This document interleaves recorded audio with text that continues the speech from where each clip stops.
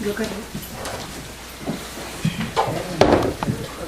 I just want to thank everyone, for having come and listened to me with a lot of patience. And I really thank Malini and Giridhar for giving me this opportunity to pay homage to my guru, Anantharaman. He's a great musician, not only a musician, he was a great, the actual thing that liked me so much was his simplicity. He was so simple and he was easily approachable. So that is, so I really feel happy that I paid homage to my guru. We feel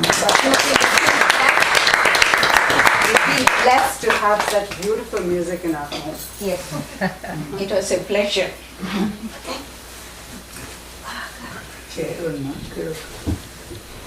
Chairman.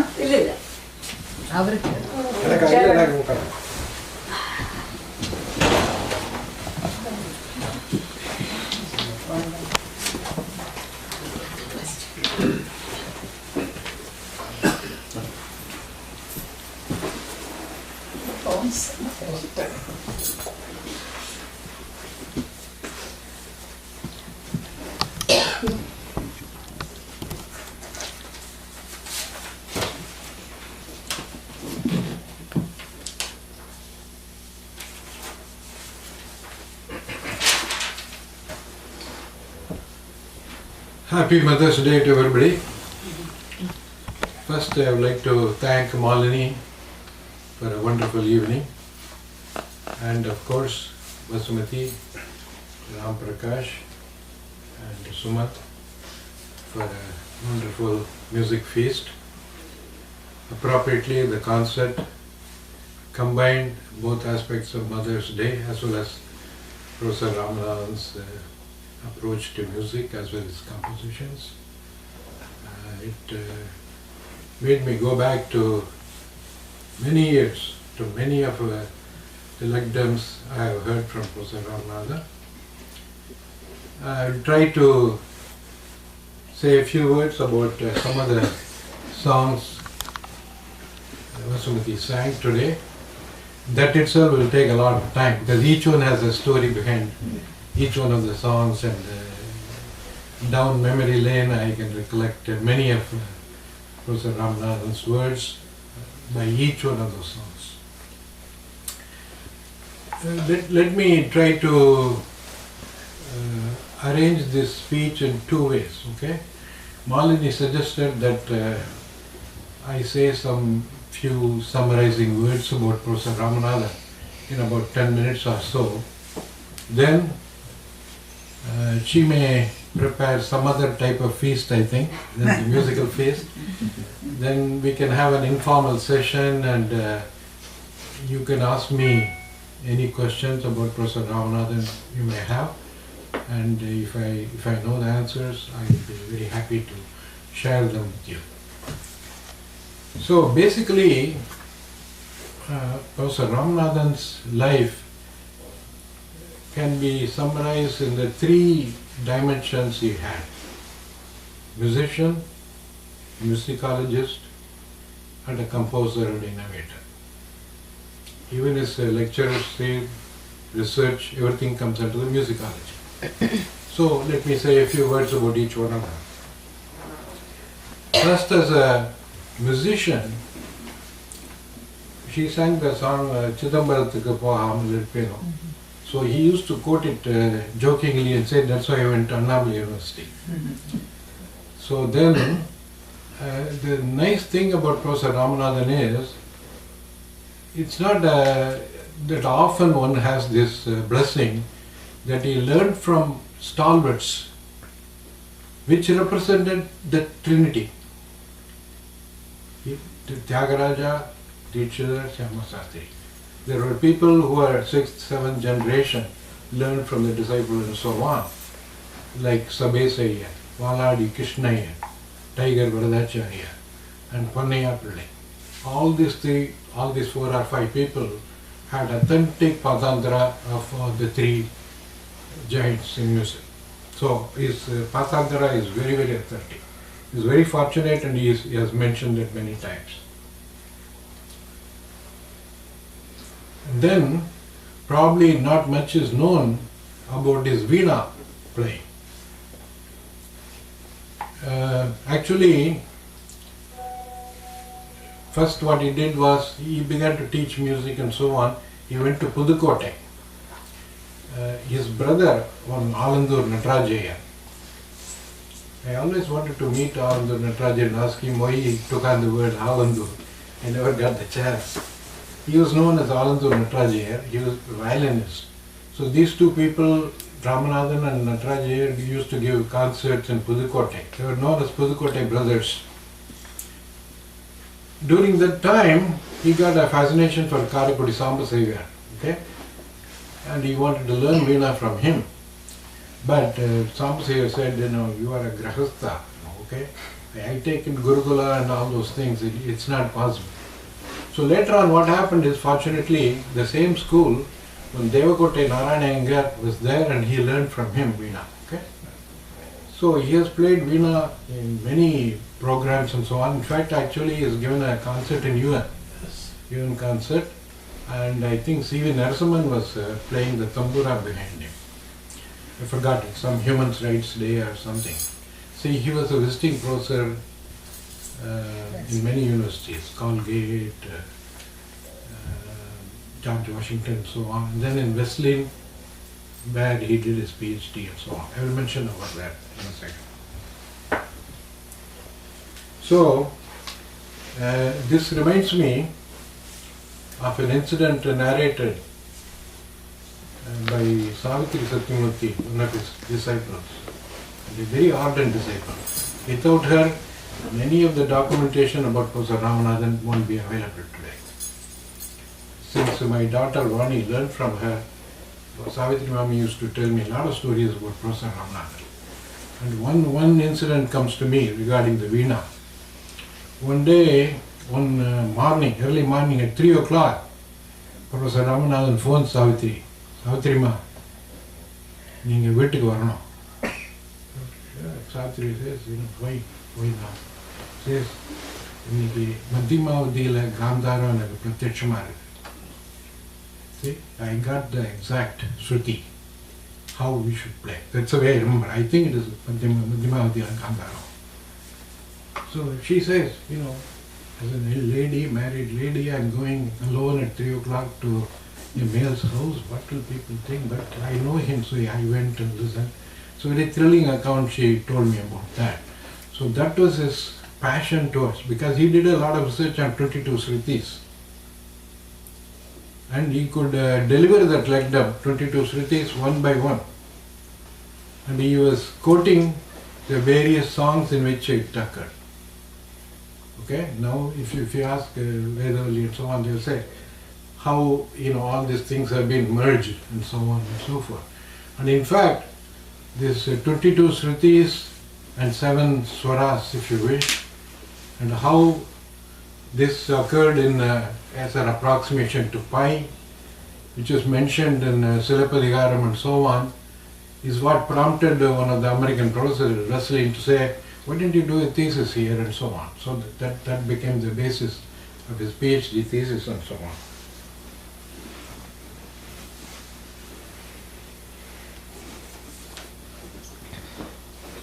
As a musicologist, he was a student throughout his life. He always had a book with him. My brother, who was an expert in Tirupur and so on, has told me about how he was saying something and immediately took out the book and noted some point my brother used to say. So he was a student entire his life, and he has refined his lekdams to such an extent. He has a fantastic memory, and he will deliver these things, and he will modify according to the new developments and so on. That is the interesting thing about him. For example, in Silappadigaram, he took the help of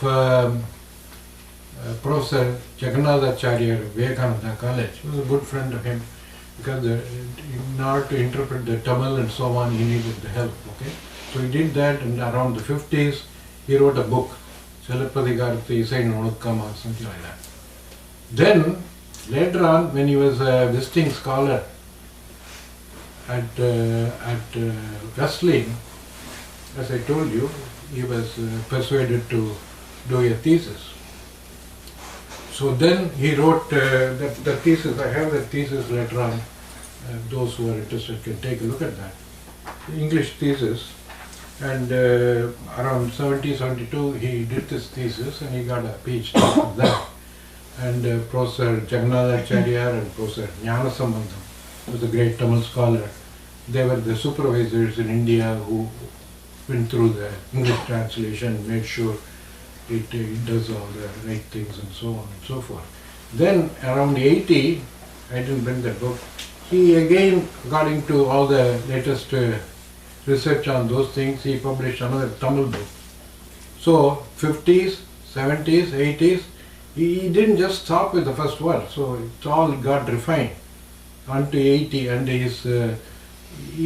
one of the fundamental things he found out was there's a pun called Mullai pun. His thesis was that was really Mohana, according to all the things and so on. The unearthing the music of Silappatikaram was probably one of his greatest works in musicology. You know, not many people could have done that, except for his interest in Tamil, interpreting that, and also his musical knowledge and so on.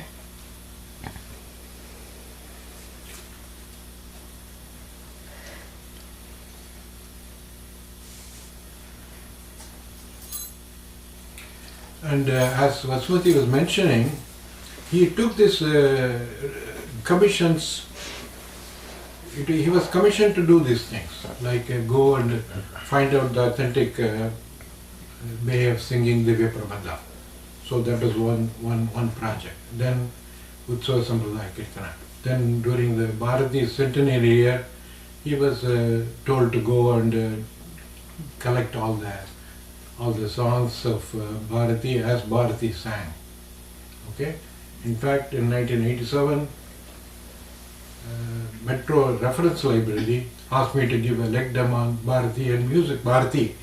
I took up Bharati and music because I basically used a lot of work by Professor Ramanathan and myself, Jaya and Vani. We gave a lecture, and then Vasumathi afterwards sang. Ron was that. Ron was doing the tambura. I remember that. Vasumathi. This is 87, 30 years ago. So that is a wonderful experience, and that basically I took it up because I was confident that because Professor Ramanathan has done the work, a lot of work. So now those songs, Professor Soumya has sung a lot of those songs and so on. But not many people at that time knew how Bharati himself sang some of the compositions in his own tune and so on and so forth. By the way, once I had the honor of sharing a stage with Professor Ramanathan. So when Tanjavur Kalyanaraman came, he stayed in our house. And so happened that after that, immediately in the summer I visited Madras. And so happened they were having a felicitation for Kalyanaraman in his American tour. So happened that the person who was arranging was known to my family. He said, oh, he has come, so since he hosted Kalyanaraman, you should say a few words. So that was my first talk in Madras in Tamil. And I shared the stage, and Professor Ramanathan spoke, and then another Mr. Doraiswamy, he spoke. And you can see the simplicity of Professor Ramanathan, how he talked about his association with GNB and the discussion he had about 22 Srutis and so on, and the tradition of Kalyanaraman as a GNB student and so on. He was very, very open in his approach to music, and he never said anything bad or anything about any. And whether the musicians cared about him or not, he didn't care. He used to go and attend and encourage everybody, including his students. I remember, for example, one very early concert of Soumya, where Unnikrishnan was doing the tambura behind her. And I still remember Soumya did a fantastic raga alapana centurity. I have never heard another centurity like that. Huh? Mike Yeah. please. Mike love correctly, yeah. Mike. Yeah. So at that time, Professor Ramanathan was there just before her and encouraging her and so on. So this was his approach all the time. And in this connection, let me say a few words about some of the songs he said. That reminds me of some of the legdams he has done. You might have noticed Vasumathi's Nataberi. This is the basis of one legdam. Okay, you must have noticed how it was a very authentic and different. Okay, this is Professor Ramanathan's stamp on that. Okay, he gave a very good lecture demonstration and they said how Nataberi was handled by different people. And it has another part to it which I learned later on, came to know and are conjectured from some other talks. The first was how Nataberi was approached by Papanasam Sivan and Valli Devasena Apade became a standard in Nataberi. But his approach and Harikesh Nallur, Bhuteyabhadar, who sang, she sang, he had a fantastic composer. You give him some notes and he immediately will think about how to connect it, some Vadi, and he will make a ragam out of that.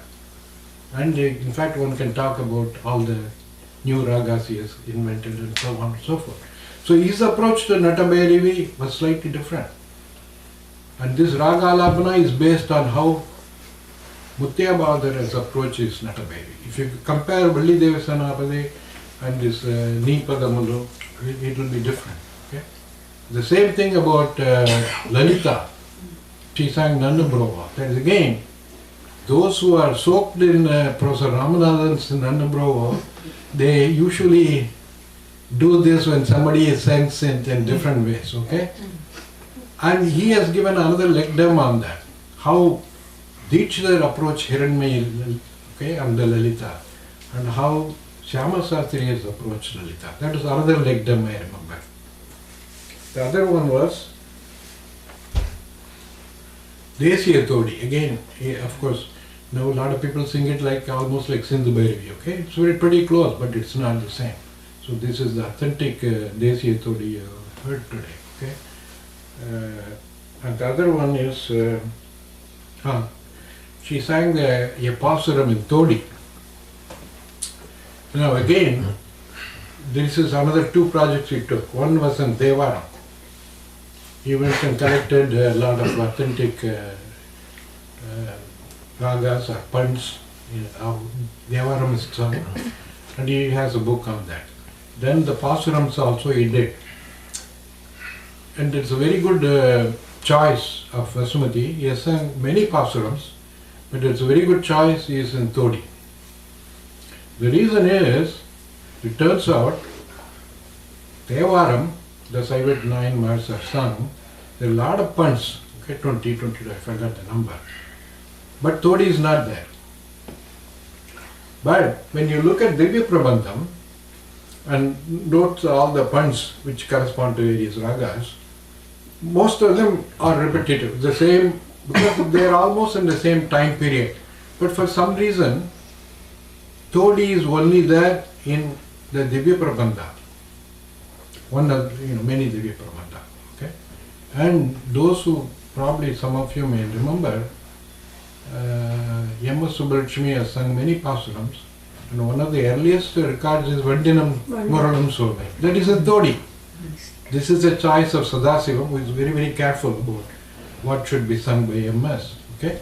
And in particular, he chose Todi because that is a stamp of Divya Prabandha Pand, which is not there in Devar. So, like that I said, probably every song she sang today can be associated with many stories and so on.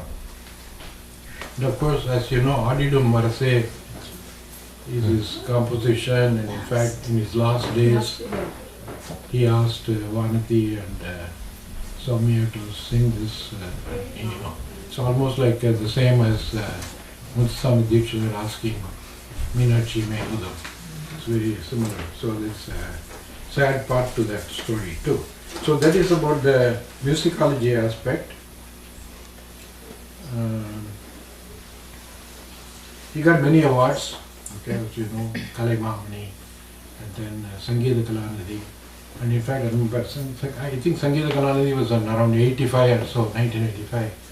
And we used to be wondering what RTP is going to sing. I think he chose Kannada, which is a rare thing. Nobody has sung Kannada RTP for the Sangeeta Kalanidhi concert or something like that. That's why I remember. I may be wrong, but that's why I remember.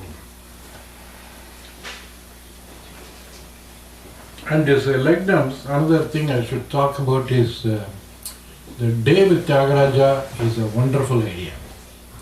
Because the same title he will give and every Legnam, I have heard about 10 or 12 Day with Tyagarajas and everything is different. Because he will just choose different incidents in Tyagaraja's life and he will choose the different songs. So as a concept itself, it's a very wonderful concept. One day you'll say, okay, today he meets Gopalkrishna Bharati, so he will sing a Gopalkrishna song. Okay. Another day you'll say somebody comes and challenges or how he composes Pancharatana and so on. And I think he has done a day with Dikshit too, I think. And I remember him singing Ramaswamy Dikshit's composition. Suracharas, all Sariga and all that, there will be a song and he used to start with that, I think. So that one is done. But I think in centenary celebration somebody did say a day with that was Ramanathan. That is the way I think it's family arranged a composition thing.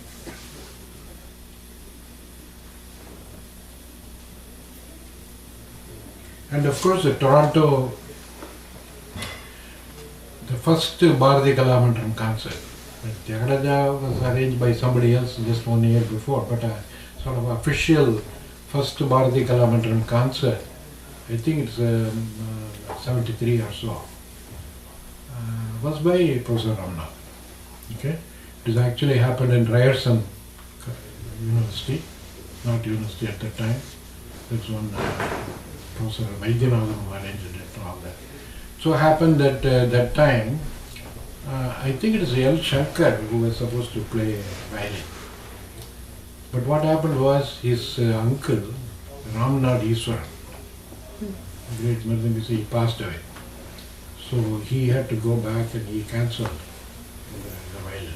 So everybody was all panicky, what to do, there's no violin. Then Dr. Ramanathan asked Geeta, who was there with him, okay, so you play the violin, Veena. So he sang and she played the Veena. So that was the first concert at Ryerson. So we have and in fact, in one of the Legnams and Day with Tyagaraja, he has given it in English too. At Houston, I think Savitri Mami played violin with them, and he gave once, I think at least once, Day with Tyagaraja in English, the Legnam. And in that or in one of the Tamil ones, I remember him saying, the Tyagaraja festival, you know what, in Toronto, how many people come from all over the country, they drive 3 or 4 hours, come and all that. I was thrilled to hear him mentioning Toronto, he remembered that. I think that's the only time he came to Toronto. அதோட recording இருக்கா? இது first I don't know, you have to ask Ramanathan or something like that. I don't know. Venkatraman